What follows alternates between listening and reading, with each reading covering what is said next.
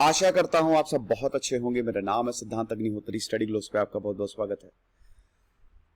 अच्छा हुआ अशरफ गनी भाग गए, वरना इनको भी मार के चौराहे पे लटका दिया जाता। वैसे भी अशरफ गनी को फांसी दो इसकी मांग उठने ही लगी थी, लेकिन अशरफ गनी अभी इनकी लोकेशन डिसाइडेड नहीं है, अनडिस्क्लोज लोकेशन पे ले जाए जा चुके। ताजिकिस्तान ही गए हैं ये, वरना इनका हाल नाजिबुल्ला जैसा होता। कौन थे Najibullah? Former president of Afghanistan, Afghanistan के पूर्व राष्ट्रपति, जो कि 1986 से लेकर 1992 तक ये प्रेसिडेंट थे और काफी अच्छा काम किया था इन्होंने। मोहम्मद नजीबुल्लाह भारत के बहुत अच्छे दोस्त थे। इनको खींच के लाया था तालिबान, खूब पीटा, गुप्तांग काटे और उसके बाद चौराहे पे लटका दिया था। भारत ने बहुत कोशिश की थी बचाने की, लेकिन बचा नहीं पाए। बात करेंगे दोस्तों हम नाजिबुल्लाह की। चैनल को सब्सक्राइब करें, इंस्टा पे फॉलो करें, टेलीग्राम पे आए। तो आपको पता ही है कि काबुल पे कब्जा हो गया तालिबान का, और पाकिस्तान तालिबान भी, पाकिस्तान का भाई तालिबान है ना, पाकिस्तान तालिबान भी खूब खुशी मना रहा है।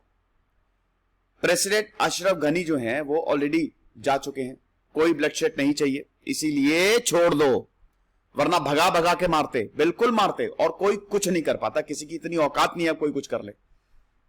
तालिबान का कॉन्फिडेंस इस समय दुनिया में सबसे ज्यादा है।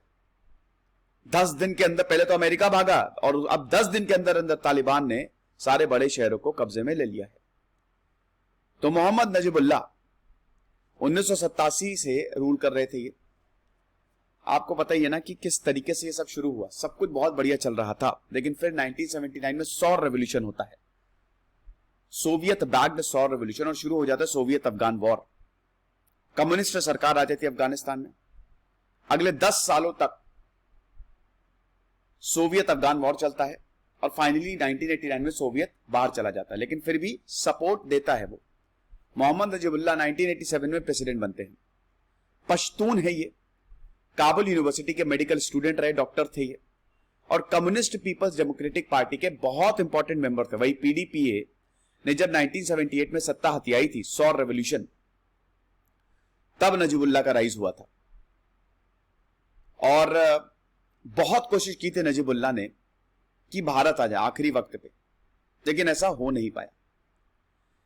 एक लो प्रोफाइल ब्यूरोक्रेट थे, ईरान भी गए थे ये। हाफिजुल्लाह अमीन का जब राइज टू पावर हुआ तब ये ईरान गए थे ताकि इनको मारा ना जा सके। फिर अफगानिस्तान आए सोवियत के इंटरवेंशन के बाद, और फिर इन्होंने, he was basically the head of KHAD, जो सिक्योरिटी हेड है ना अफगानिस्तान का, हेड ऑफ KHAD।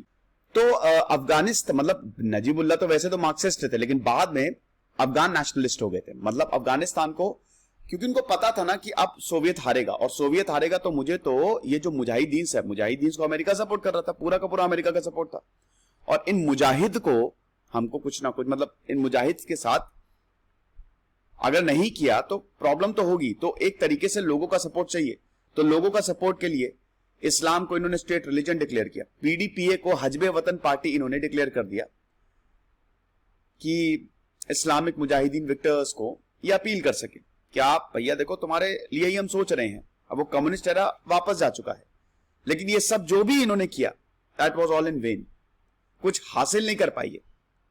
और 1987 में प्रेसिडेंट हो ही गए। हमारे शानदार कोर्सेज दोस्तों आते हैं, आप जरूर ऐप को डाउनलोड करें, बहुत अट्रैक्टिव ऑफर्स हैं। तो 1987 में, 1987 में नजीबुल्लाह को राष्ट्रपति बना दिया गया। He was appointed as the president. NRP, national reconciliation policy, जो कि बड़ा इंपॉर्टेंट पार्ट था। सोवियत यूनियन में ग्लासनोस्ट और पेरेस्ट्रोइका, ये दो चीजें, रिस्ट्रक्चरिंग, रिफॉर्मेशन, ये दोनों चीजें सोवियत यूनियन में चालू थी। सोवियत में भी डिसइंटीग्रेशन का प्रोसेस चालू ही हो रहा था, और ऊपर से अफगानिस्तान में भी रेड आर्मी, सोवियत की आर्मी जो थी वो प्रेजेंट थी।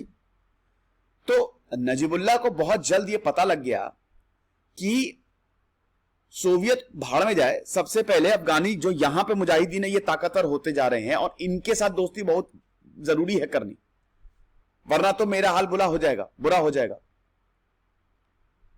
लेकिन दोस्तों 1989 में जैसे ही सोवियत अफगान वॉर खत्म हुआ, एनआरपी के इन्होंने कोशिश तो बहुत ज्यादा की, सोवियत बाहर जाने लगा। अभी तक सोवियत की आर्मी भी इनको काफी ज्यादा सपोर्ट कर रही थी, लेकिन 1989 से लेकर 1992 तक सोवियत आर्मी अफगानिस्तान से बाहर चली गई और 1992 में ही इनकी प्रॉब्लम जो है वो बढ़ना शुरू हो गई।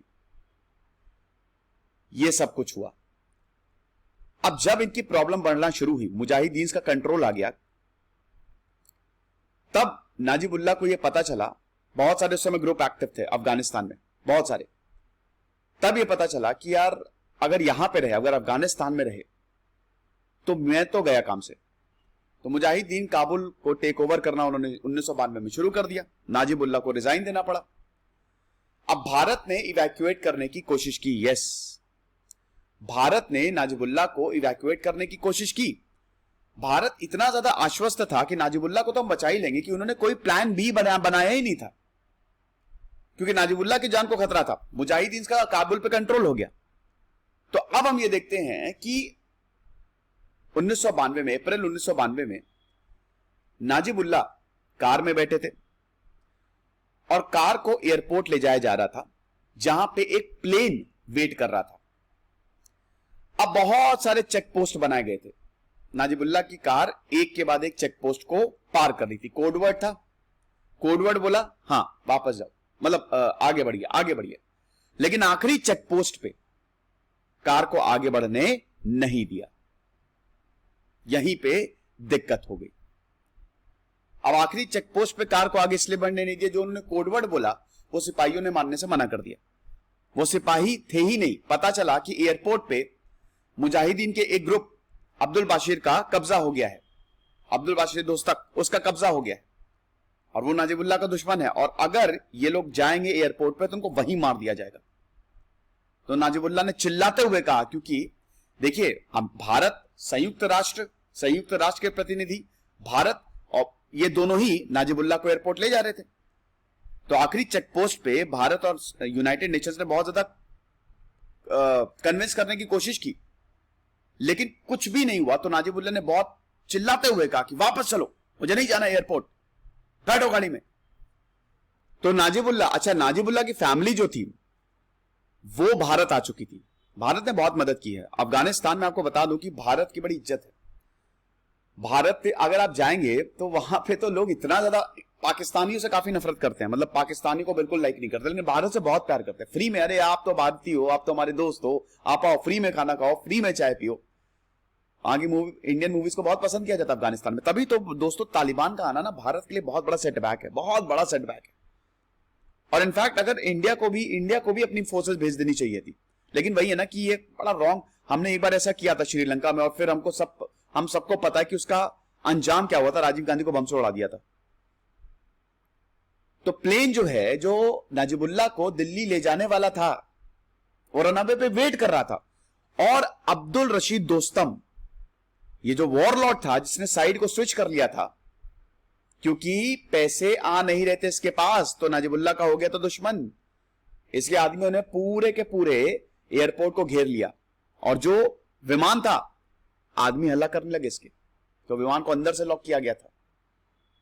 बहुत कन्विंस करने की कोशिश की गई, लेकिन इनकी गाड़ी आगे ना बढ़ पाई। तो नाजिबुल्लाह ने बोला वापस चलो यूनाइटेड नेशन के कंपाउंड में। ऐसा तो यूनाइटेड नेशन के कंपाउंड में गए, और उसके बाद 4.5 साल तक दोस्तों ये इन्होंने वहीं पे ही बिताए। इसी दौरान आपको बता दूं कि जब इंडिया ने, भारत कर नहीं पाया, देखिए भारत ने प्लान भी नहीं बनाया था। साथ ही साथ एक ये भी था कि भारत मदद करे कि ना करे। नाजिबुल्लाह को शरण देने का मतलब ये है कि क्योंकि मुजाहिदीन का, तालिबान का उस समय 1992 से लेकर 1996 तक सिविल वॉर चला अफगानिस्तान में, तो अगर भारत मदद करेगा तो हम कभी भी नेगोशिएट नहीं कर पाएंगे मुजाहिदीन से। ये भी एक डर था उस समय। जो हमारे सिक्योरिटी एडवाइजर थे JN दीक्षित, उनका ये डर था कि अगर हमने नाजिबुल्लाह को फुल ऑन सपोर्ट दे दिया तो प्रॉब्लम हो सकती है। उसके बाद भारत ने थोड़ी देर भी कर दी थी। ये भी भारत ने माना कि हमने नाजिबुल्लाह को बाहर निकालने में देर कर दी। अगर ये डिसीजन पहले ले लिया होता तो हम नाजिबुल्लाह को बचा लेते। बहरहाल 4 साल बाद हम ये देखते हैं कि नाजिबुल्लाह 1996 की बात है, 1996 में 4 साल बाद नाजिबुल्लाह 4 साल तक रहे, ये 4.5 साल तक। अब यूनाइटेड नेशंस के कंपाउंड में रहे, तालिबान का कब्जा हो गया, 1996 में तालिबान जीत गया। जैसे ही तालिबान जीता, सब के सब भाग गए, यूनाइटेड नेशन का कंपाउंड बिल्कुल खाली। तो नाजिबुल्लाह को पता था कि अब मौत आएगी। अच्छा हाँ, एक और चीज मैं बीच में भूल गया था कि पाकिस्तान और ईरान के भी नुमाइंदे गए थे। जब भारत कुछ नहीं कर पाया, भारत ने कोशिश की लेकिन भारत नाजिबुल्लाह को बचा नहीं पाया, तो पाकिस्तान भी गया नाजिबुल्लाह के पास और ईरान भी गया नाजिबुल्लाह के पास। लेकिन नाजिबुल्लाह ने इतना चिल्लाया दोनों के ऊपर, इतना चिल्लाया कि तुम्हारी वजह से ही हो रहा है और मैं मरना पसंद करूंगा, लेकिन तुम दोनों के साथ में बिल्कुल नहीं जाऊंगा। पाकिस्तान और ईरान के जो नुमाइंदे थे, ऐसा। फिर फाइनली हमें देखते हैं कि तालिबान आ गया और उसके बाद नाजिबुल्लाह, यूनाइटेड नेशंस, कोई टीम नहीं थी। रात को 1:30 बजे 27 सितंबर रात को 1:30 बजे नाजिबुल्लाह की नींद खुलती है। तो हमें देखते हैं कि नाजिबुल्लाह कोई नहीं था, यूनाइटेड नेशन सब, वो जो कंपाउंड था पूरा खाली, बस एक नौकर था। तालिबानी सोल्जर्स कंपाउंड में घुसे, 10 सोल्जर इस साइड से, 10 सोल्जर दूसरे साइड से। नौकर जो था उसने रोकने की कोशिश की, उसको धक्का देते हुए अंदर घुसे। नाजिबुल्लाह अंदर थे, नाजिबुल्लाह को खींच के बाहर लाया, बहुत पीटा, 2-3 घंटे तो वो पीटते ही रहे। उनके कपड़े फाड़े गए, उनको नंगा किया गया, उनके गुप्तांगों को काट दिया गया, उनके हाथों को काटा और उसके बाद उनको मार के एक लैंप पोस्ट पे टांग दिया। नाजिबुल्लाह थे पूर्व राष्ट्रपति अफगानिस्तान के, ऐसा था प्रेसिडेंशियल पैलेस के बाहर।